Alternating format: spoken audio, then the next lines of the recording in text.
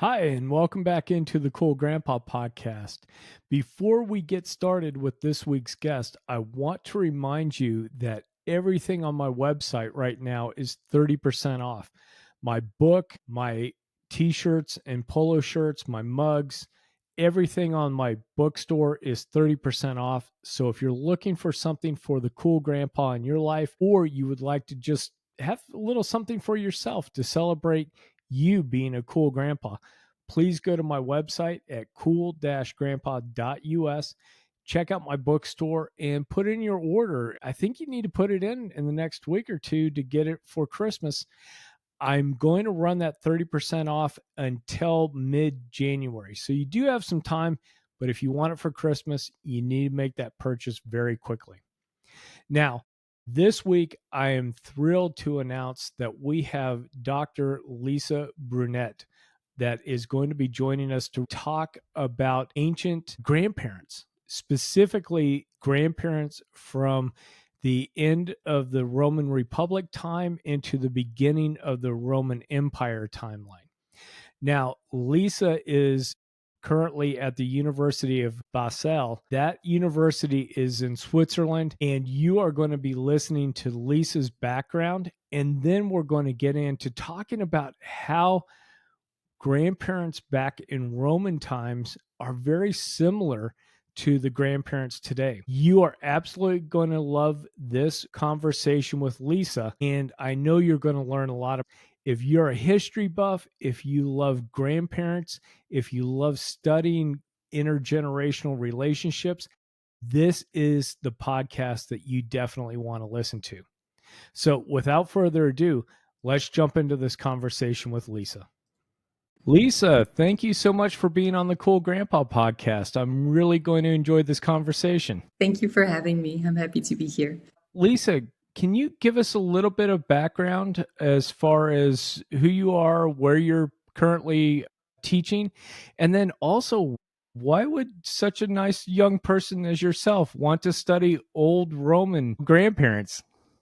Yeah, so originally I'm from Belgium, born and raised there, and I studied there as well. And then I did my PhD in Manchester in the UK. And now I'm based in Switzerland, where I just completed my postdoc. Yeah, so I've been traveling a bit in Europe so far. As to why grandparents, it's actually a really nice story, I think. So, because it's a quite personal one. So when I was studying, I got to know this professor, Christian Laas, who was working on children in the Roman Empire. And so he was also a high school teacher at my high school. So for me, this was like an amazing thing to do with your life, to and teach and also do research on topics such as children. Because for me, so far, I only heard about people looking into grammar phenomena or politics. And I'm not really that interested into that. So one day I just barged into his office saying like, look, I want to do a PhD into something like what you do,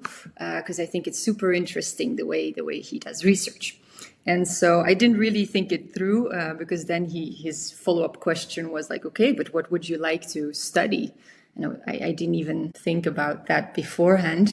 And I just told him like, yeah, I don't know. I don't want to look into these grammar phenomena.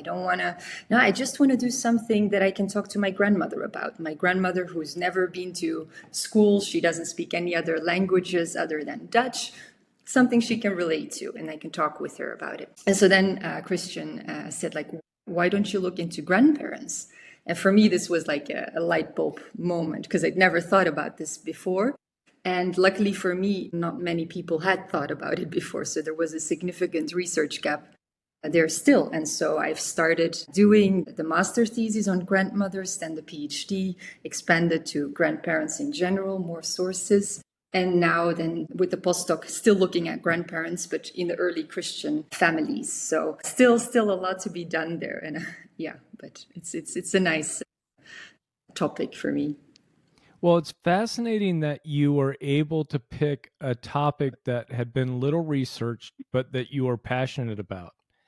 Yeah. I think my experiences as a history major and somebody that loves it is that a lot of times there is so much already written about the topic that you can't find anything new, and finding an area that you're passionate about that's underserved must really be a wealth of information for you.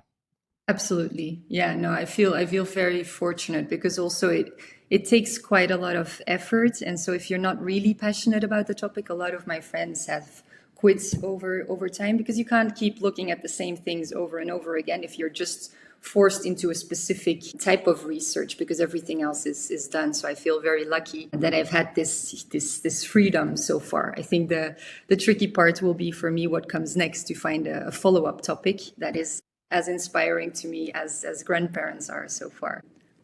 Well, and you had mentioned that, and we've been talking about that grandparents are often overlooked in historical research and even modern discussions. Why do you think that the stories about the influence of grandparents is something that just gets overlooked? Yeah, so especially with regards, if you look into history, you can see that, well, the Roman Empire has been studied for centuries, basically, but these studies always reflect the interests of the people looking at the Romans. And so for a longest time, the majority of the topics were all about politics and philosophy. If older people were mentioned, it was basically always only to see like, okay, how, like, for example, if you look at Cicero's De Senectute, these works are studied because it's like, okay, how can older men still contribute with all their wisdom? But this was all about their public role. And so the private life of these people have had not really been looked at. At some point, people started looking more into the private lives. For example, women suddenly appeared. There was a range of studies on women in the Roman Empire because people realized, like, okay, they were also there. Why don't we know anything about them? And then in the beginning of the 20th first century, there was this surge of studies on old age and not just looking at the public side of it, but also these first things of the private aspects of being an elderly person in the Roman Empire. And I think now then I am the extension of this to then also look about like at grandparents because, well, grandparents obviously were considered to be old, though I can tell you they weren't always old by our standards necessarily. But so I think, yeah, it's a reflection of the things that are going on in society at the moment. This is then when you will start looking at the other societies with the same eyeglasses on, like it's the same vision you are looking at, which of course also is a bit dangerous to reflect too much of our current society onto the Roman sources. So you would read probably too much into it, but it's a risk you always have doing history, of course. Yeah. It is. I think a lot of times too, it's been challenging, and I think that's what separates good historians from poor historians is the amount of prejudice and that you bring to the topic, current values versus values from the past. Yeah. 100%, because though we're all humans, so it is very relatable in a way, our values and concepts are sometimes so different that it is really difficult to try to get an unbiased view is never possible, but to try to be as objective as possible when looking at it. Yes. And I do want to dive in and ask you now, what were the typical roles that grandparents played in Roman society? And are there differences between the aristocracy versus the merchant class versus the lower classes? Yeah, that's a very important question to ask. And I'll start by perhaps disappointing you a bit there. I'm extremely limited to the sources we have. And so the majority of the sources, especially the written texts, they are written by the elite, by the 1% of the population. And so a lot of the ideas that I see about grandparents or what they did, the roles, they're part of these families because that's the reality. The majority of the people did not leave anything behind. So I, in my research, incorporate as many sources as possible. For example, tombstones I look at because, well, everybody dies, not only the wealthy people. And so you have a broader range of people. Though still, again, tombstones were also expensive, so not everybody here is included as well. So it is quite tricky to say something about, are there differences within like the classes? system. But what is clearly visible, and I think this counts for everybody, is the biggest differences you can see in the roles that grandparents played is family composition. Basically, what did the family need? So the majority of the sources I've encountered are always talking about grandparents because, well, one of the parents, mostly the mother, died. And so the grandparents are there to fill in this role of basically being a surrogate parent. And so then you can see grandmothers nursing and educating grandchildren, grandfathers babysitting grandchildren if the parents are, for example, for work purposes abroad for some time, and the kids stay then with the grandparents. Yeah, so it's mostly in the sources you can see the grandmothers actively stepping up. The grandfathers, I've found this very interesting, and I've started working a bit more on them lately because they've kept a very distant role in the sources. So they mostly, when they appear, they're storytellers. Like my grandfather always tells me stories about World War II. They also told stories about past wars and past events. And so these are then the things I can see in the sources. But of course, there's a lot that probably they did that hasn't been written down, or that there's evidence left because of this, because not everything we will write down because it's just taken for granted or something. So I think grandparents really pop up in the sources when there is something exceptional about it, so that people were like, I'm going to write about this. Yeah, so that's when you can see them popping up most of the time. Well, in the little bit that I know of Roman history, it would seem that the 1%, right? Part of what that family obligation was for the younger people was to further the family's fortunes. And the grandfathers, I would assume, and even the grandmothers would be partly there to educate the grandchildren on whether it's oratory skills or the legal codes, and trying to get them into that senatorial class or a consulship or a Yeah. governorship, and teaching them how to navigate those systems. Exactly. Yeah, no, for sure. Because I mean, a lot was, and this is a difference with our society. Like, you're born into a certain family, and this is completely how you will also live your life most of the time. And so they went really far by trying to make it so the children were always advised to imitate their grandfathers or their fathers, well, the boys, and then the girls, the grandmothers. And so they went quite far with this. So they always recycled the same names. And it's a big thing in the sources where you will see a lot of people saying, like, oh, yes, he looks super similar, like his grandfather did at the time. And then in Roman times, if you look a certain way, this tells you something about your character. So if you look like your grandfather, who was the greatest politician ever, well, good luck. You're really going to have a great career there, because people trust in this. So you're really trained to be in the same. Yeah, they led by example, and then the grandchildren were supposed to follow there. Sure. And, you know, in your writings and then some of the other things, one of the things that I find really unique and maybe a positive, depending on how it's used, was the idea that you would have these masks or the bus in the hallways leading in and out of the house where, young boys and young girls would pass by and they would see the ancestors, and Yeah. that little subtle, uh the words escape me. Anyway, that messaging of, you need to continue this line within the family.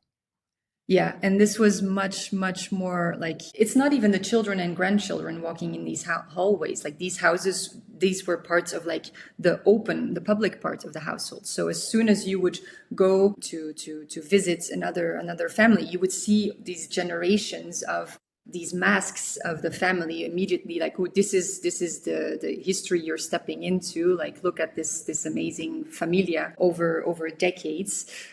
And so in Roman times, the ancestors were also worshipped. So if you die, you would become like a sort of a family god, and you would be venerated. There would be events where you actually, really honor these family gods and the line of the family. It's a really this is, I think, one of the biggest changes you can see with our current society.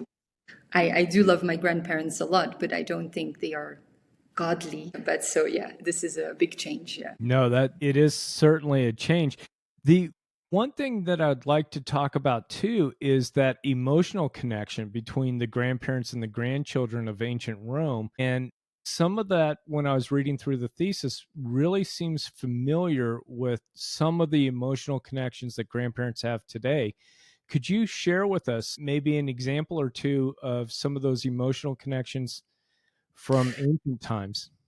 Yeah, yeah. So here I need to warn against like the danger territory of me reading too much into this. And this is why, because it does feel very familiar. Like we have, for example, a letter from a grandmother who has a suggestion for the name of the up and coming grandchild. And she's also like another grandmother is saying like don't let my daughter breastfeed because it's already been so tough on her. Get a nurse. Like you can see these same concerns popping up there. These are more the private sources where I think the familiarity is very clear. Like also, for example, letters from Fronto. This is a nice one. When he's babysitting his grandchildren, he's writing an entire letter to the parents who are stationed abroad for work purposes. And he's saying like, yeah, wow, this youngest kid, he must have been around 2. And he was also the namesake of his grandfather. So he immediately says like, yeah, he reminds me so much of myself. I was also interested in birds. He's interested in, yeah, he's such a bright kid. He's reading, he's writing a lot. So I give him paper to write. And like this pride of like it's a 2-year-old. He's basically in the sources. He's only saying he's giving imperative commands of give me this, give me this, give me this. But he's like, wow, such a bright future is there for him. And I feel like this also resonates with grandparents being very gleaming with pride when the grandchild is reminding you of yourself and you see them evolving like this. So it's these sentiments that do tend to feel super familiar because it's the human aspect, I think, of the relationships. And it's interesting too that, as you said, this example was a 2-year-old, and this Mm. person was thinking, "Oh, they're already so much like me," and it does hit home with a number of grandparents. "Oh, look, they tied their shoes. They're so smart." Yes. I mean, it was also an ideal in antiquity for a child to be old, like the puer senectus, that this was the perfect child, basically a child that isn't a child and is behaving very rationally. And so on a lot of tombstones, you can see like, yeah, and she only lived 2 months, but it was as if she were 16 months or 16 years, sorry, living with us. So you can really, it's a general ideal, but other than that, I think in these letters, you can still see the same sentiments coming through there. Oh, sure, sure. And I want to ask as well, did you, because your thesis spans, what was it, 200 BCE to 200 AD? Yeah, a bit later. Did you see any shifts from the early time period of your research to the later time into the empire period? Yeah, that's a good question. I also really tried to find these shifts, but this is super difficult territory you're entering because like it is very tempting to see, for example, especially with Roman law, you can see things happening later where, for example, there will be new rules for maternal grandparents to find loopholes to share their inheritance with their grandchildren as well.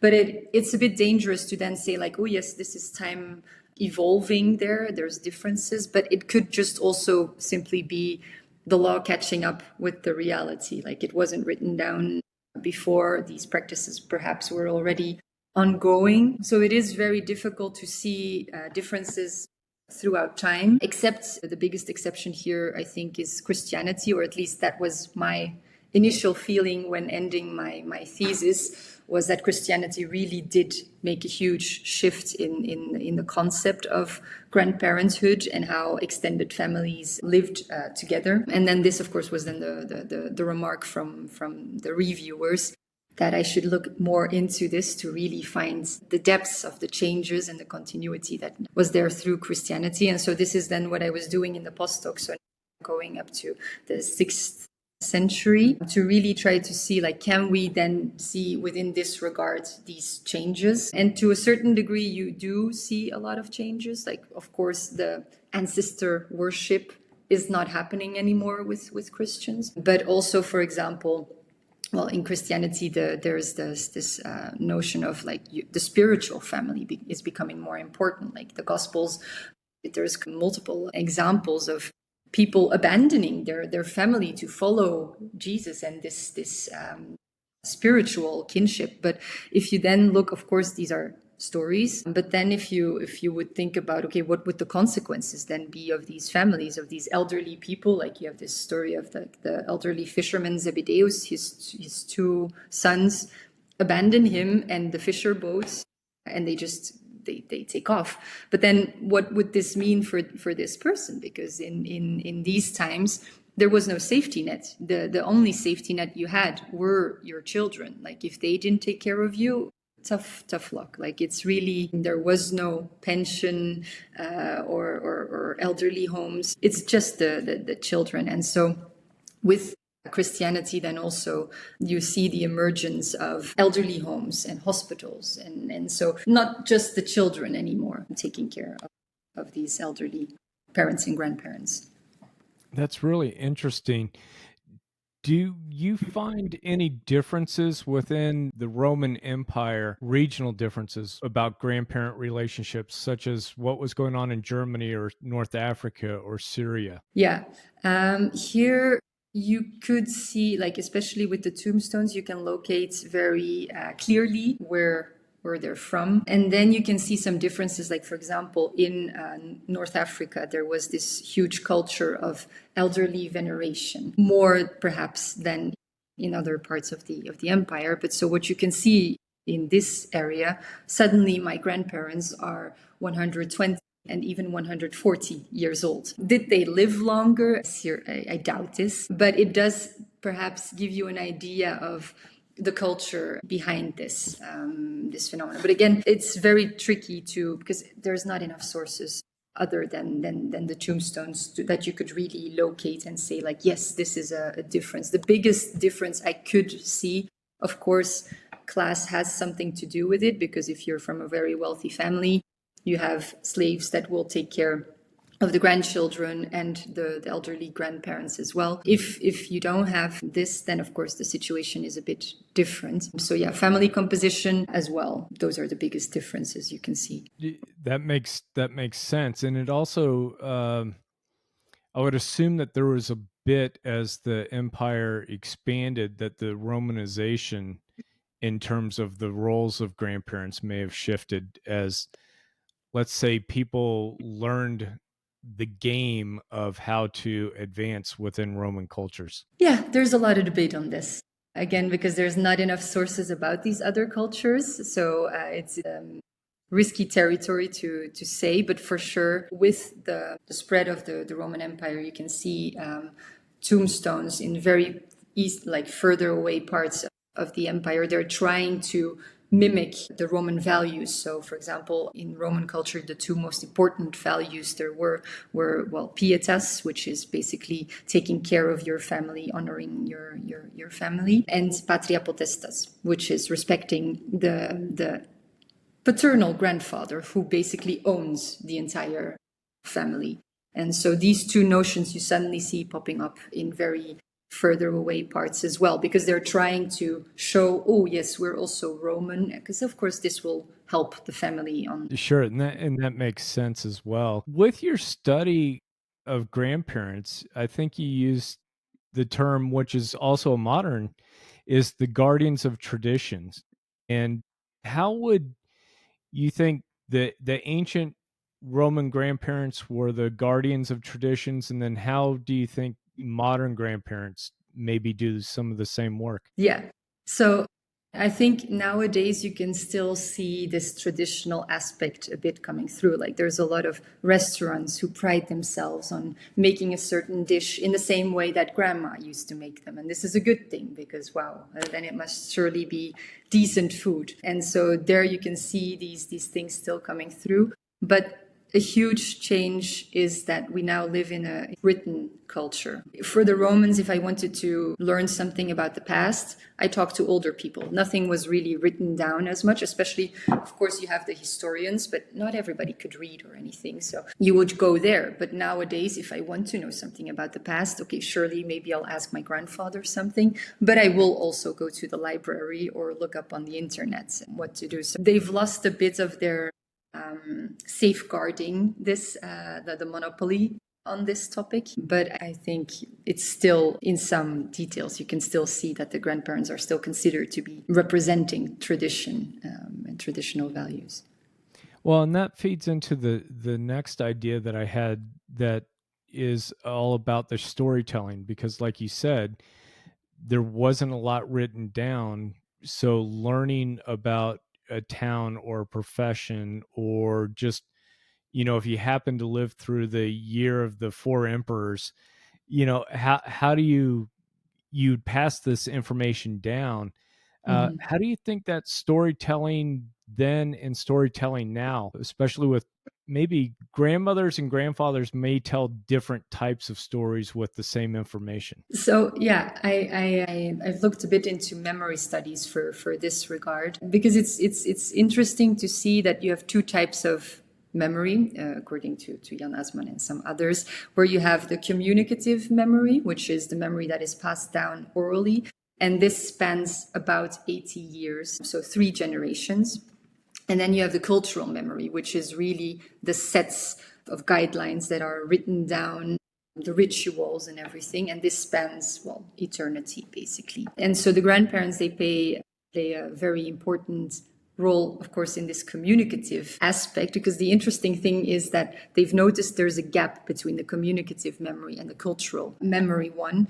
And so there's been some studies on, actually, it's a different type of history that you're learning. And according to some studies, they say like it's more valuable to go from what you will learn in this communicative aspect, what is told by families during dinner or these conversations, and what you learn in school. Like people tend to attribute even more value to what is being told in the family, apparently, as to what you will see in other types of cultural memory going on. But then, of course, memory is very subjective, and there's also been some studies on how stories change through the generations. And so there was a famous German study done there on post-war Germany, where they would actually see how stories about grandfathers who were part of the Nazi system, these stories that they told and then the children told and the grandchildren told, they always altered a bit there. And so there you could see really, especially if you then see other studies saying that people attribute more to this communicative memory, then of course it becomes very important in how stories are told in families and what is being passed on there. That makes sense, especially as we've all learned, I think, through our education, this thing called the telephone game. I don't know if Europe had the similar to that, but it would be, let's say you start in a class and one person tells somebody a story, and then that person turns and tells somebody else a story. The idea is at the end, that story has nothing to do with what the original message was. Yeah, no, exactly. Yeah, it's a bit like this, yeah, perhaps. Yeah.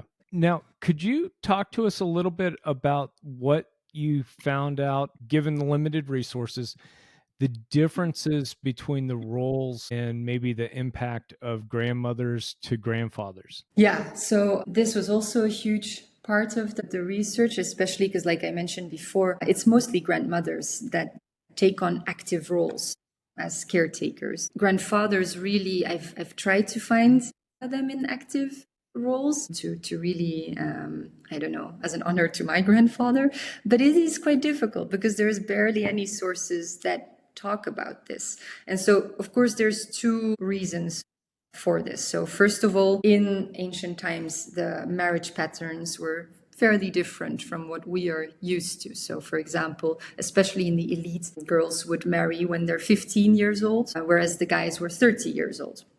Now, if that goes on for 2 generations, if you marry at 15, you shortly become a mother after. You have a daughter. She also marries at 15. She then also gets a daughter.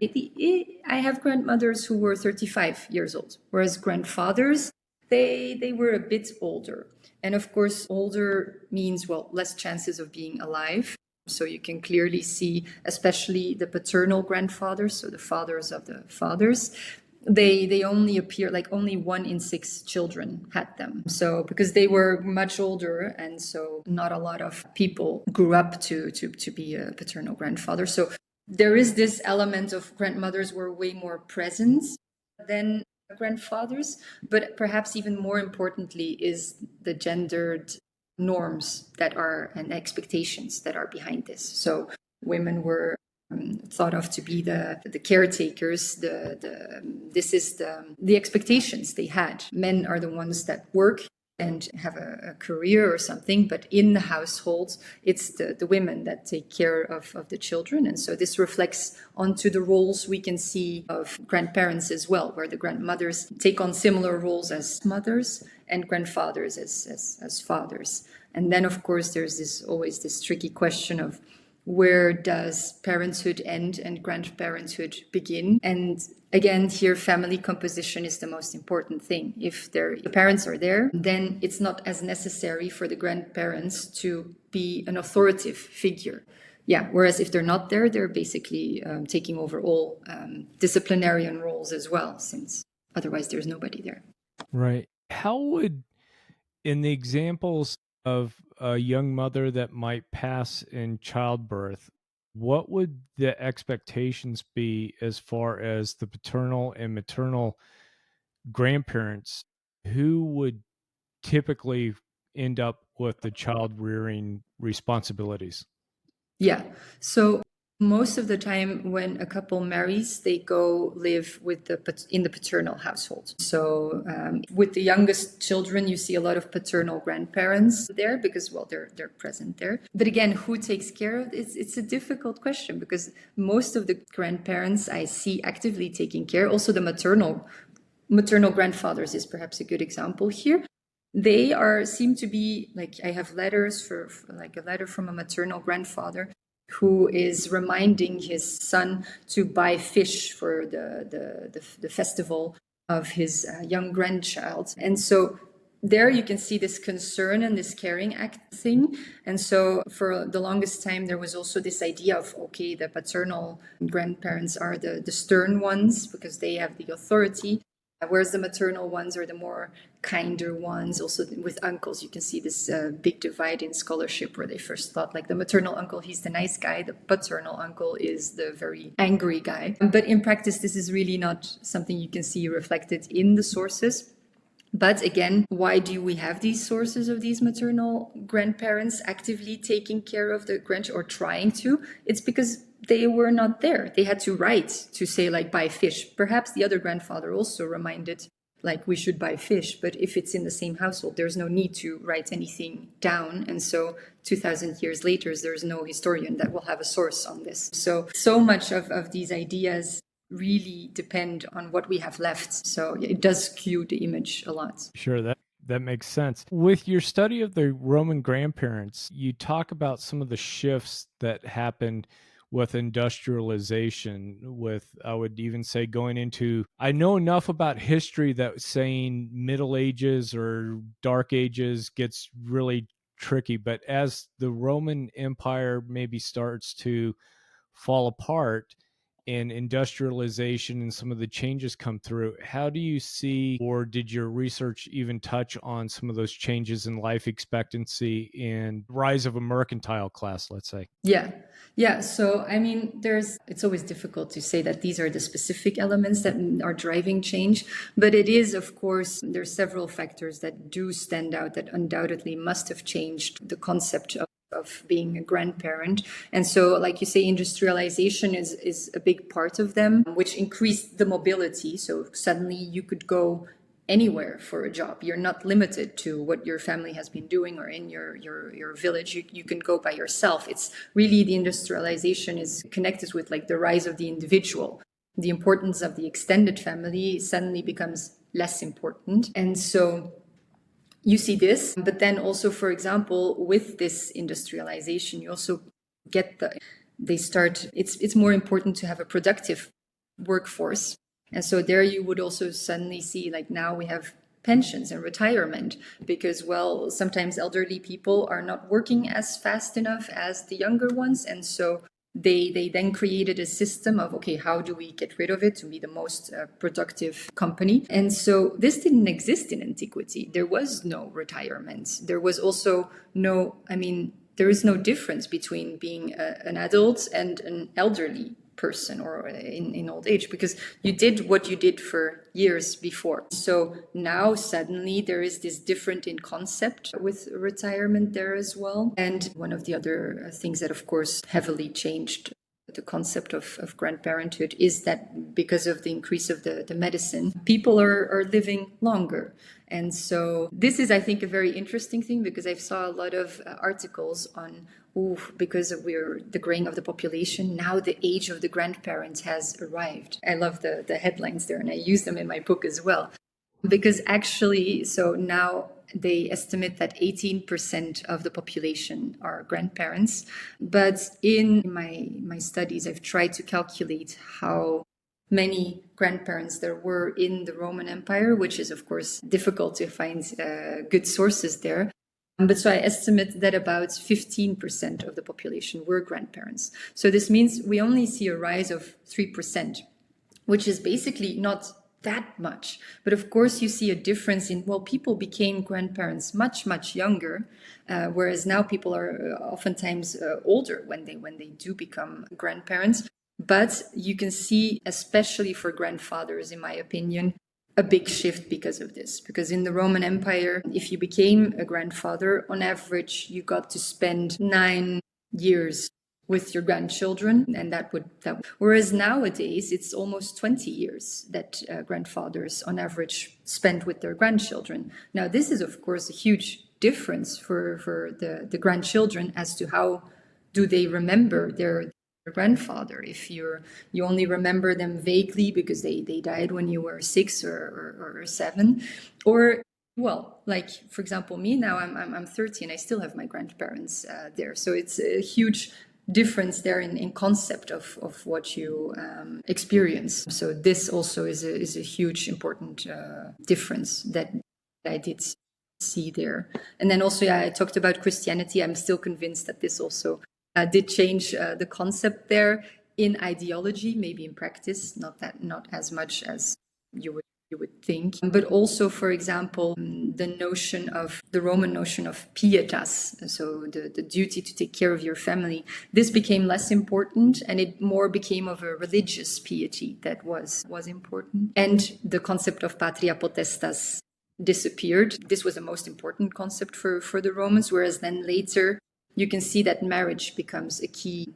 So your life would change significantly when you did get married. People would get some money to start their new lives somewhere else. Whereas in the Roman times, you mostly had to wait until your paterfamilias died before you could do anything as an adult person. So again, a huge shift there. Was there anything in your studies that jumped out at you that was a surprise? Yeah, so I think perhaps the most surprising things were like the biological aspects of it. So of course, I'm an ancient historian. I try to stay away from hard sciences as much as I can. But so there is this whole theory called the grandmother hypothesis that evolutionary biologists have looked at, where they say that we as a species became so successful because of the grandmothers who are there as additional caretakers. So humans are, aside from killer whales and elephants and some type of monkeys, the only species where the females live beyond menopause. Usually, if you're an animal, when you're not fertile anymore, you die because, well, it's the evolutionary purpose there. And so here you have this whole class of women living on not being fertile anymore. So they're not in competition with the other women. So instead, what will they do? They will help the women, their children, to raise the next generation. And so these kids then have multiple people taking care of them, increasing their chances. So there you have this theory there.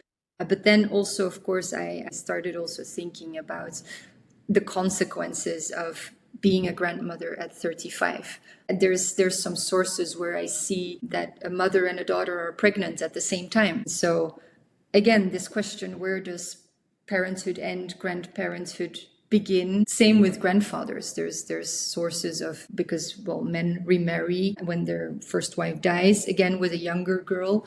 So it could very well be that their daughters are older than the new wife, and so they will become a father when they're already a grandfather for a long time. So I think these aspects really surprised me into, like, I'm trying to figure more out what it must have meant and felt like. But of course, there you go into territory where basically nobody ever writes about, because, well, it's inner thoughts of this. So it's difficult to see, but I did find this very interesting to look at these aspects. Well, and it was interesting too, because I think with some of the research, then, and of course, these are stories, but some of the people that came up and became emperors and the influence of grandmothers and what those relationships were, some of them ended up very tragic. And then some of them ended up where that person gave a lot of recognition to how the grandmother educated them and put them in the right positions and those sorts of things is uh yeah, I just can't imagine my grandmother doing some of these things that some of these other grandmothers had done. But yeah, here you have to be very careful with the sources, especially if you're talking about the emperors. If you look at the Julio-Claudian dynasty, they're written by senators who most of the time really didn't like these new emperors taking all control. And so you have to be careful when you read about what they will, like, for example, Caligula apparently had a very bad relationship with his grandmother, even resulting into her suicide at some point. We don't know. This is where you have to be careful, because, well, a Right. good Roman has a good relationship. And looking at how Caligula treats his family, that must mean he's really not a capable, good Roman to lead the empire. And so you have to be a bit careful there with, because these, how people treat their grandparents and their grandchildren reflects on them as a Roman. And so, for example, Augustus, perfect example there. He was the best grandfather ever, teaching his grandchildren to write, read. He always wanted to eat with them. And he was also super respectful when he was a kid of his grandmother, delivering her eulogy and everything. So, perfect classic example of dutiful Roman in private life, so therefore very capable to lead our empire. Whereas the other emperors sometimes, yeah, get treated differently. But you need to be careful and remember, like, okay, who actually wrote this? Oh yes, your work called that out great. And the reason I've been smiling so much is remembering, as I've learned more throughout my studies of history, is the example of even in England when people were writing about the Tudors and how awful the previous people were. And then, everybody has a patron and they're trying to get favor, Yeah. and who likes who and what. Right. So all those things with the sources is you have to be skeptical of. Yes. Yeah. Yeah. Now, what do you think as we start to wrap this up? What do you think some of the takeaways maybe should be if people are studying Roman history or looking at these relationships of grandparents and in the family relationships? What are some things that maybe we should take away that might be positives? And then what are some things where maybe we should leave those in the past? Yeah. So, like, what I think is really useful to look like. So, first of all, let me be clear. I'm not saying the Romans were better than us. They certainly had a lot of flaws in their thinking, but you do see a difference in how people treat the elderly generation. So this pietas, this duty that I've been talking about, was so important, and I think this got lost a bit over time, because since the Industrial Revolution, we've started to become very dependent on the states regulating stuff for us. So when I think about being a good daughter or granddaughter, I don't think about, okay, if my parents or grandparents need caretaking, I will do it. I will rather think like I will be a dutiful granddaughter by ensuring that there are people that can take care of her. I will put them in a good elderly home where they're properly taken care of, or I will make sure they go to the right doctors and everything. But it's not necessarily that I will invite them to stay with me and try to do everything themselves. But so the issue that you then see with the graying of the population, and this is something I also talk about in my thesis, is that every year around Christmas there is this rising phenomena of granny dumping, where elderly people are being dumped in the neighborhood of hospitals or something, because families cannot take care of them anymore. So it's often people with severe Alzheimer's or Parkinson's, and because healthcare is so expensive, they can't keep taking care of it anymore. And so this is then the results that they're doing to try to make sure somebody to take care of them, but they can't do it anymore. And so with the population getting older and older, this is a phenomenon that I'm pretty scared of to see happening more and more. And I think this is also like, if we then look at a different society, such as the Romans, where it was the expectation of the children and grandchildren to take care of this, now you wouldn't get rewarded to halt your career to take care of your elderly family members anymore. And perhaps maybe there should be some thinking about how can we solve this to change the mindset a bit again, because it's not an option that we keep relying solely on these institutes anymore, because they're full already and it's getting too expensive already. So I think this is something that is useful to we see this problem and then we look at a completely different society. How did they solve these issues? So I think this was something that I think was very valuable there. And what else? Perhaps also the idea of what you can clearly see with the. So I'm a big fan of Hamilton the musical, and at some point there is this number where the wife of Alexander Hamilton complains about him being obsessed with leaving behind a legacy, but she tells him, we are your legacy, like me and your children. This is what you actually leave behind. And if I then look at my sources, well, it is true, whereas the majority of the sources I have on these people are written by their children and grandchildren. And so you can never control the narrative that will exist about your life. But you do you can make sure that you have this relationship with your children and your grandchildren, who for sure will remember you and will keep this legacy. Yeah, perhaps also this is something that is clearly visible there. Also, maybe because it was more of an oral culture instead of the written one we have nowadays. But yeah, it's interesting to think of about what should we prioritize, maybe. It is. It's a very interesting discussion and how we would handle these types of situations. Lisa, I've had you on for a little while. Is there anything about your research that you would like to bring up that I haven't asked you? So much.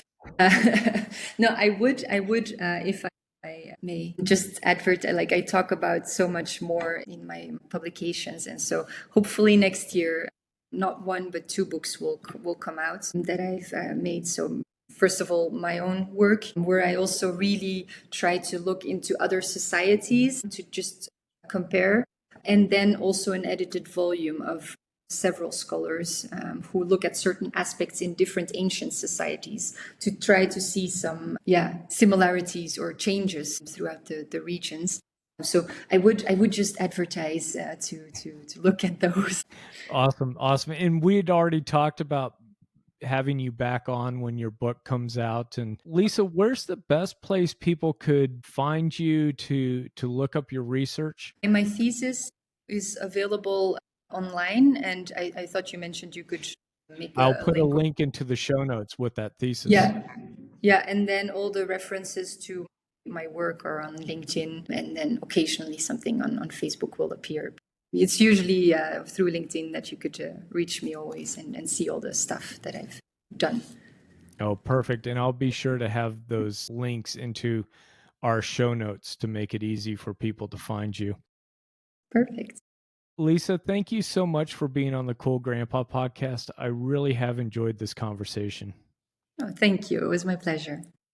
I really enjoyed having Lisa on the program. She is a wealth of information. I can't wait to have her back on to talk about her relationship with her grandparents, as well as talk about the books that she's currently working on. She was fantastic in helping us understand what similarities there are between the grandparents of ancient Rome and the grandparents of today. We all have these struggles, whether it comes from just trying to think of what's best for our grandkids, as well as the day to day raising of grandkids, if that should be something that happens to you and your family. I really do appreciate her taking time out of her day. I know you enjoyed this conversation. So please do me a favor, like, share, subscribe, all that stuff. And please go over and find Lisa on LinkedIn, get connected with her, follow her great work. And until next time, everybody, remember to stay cool.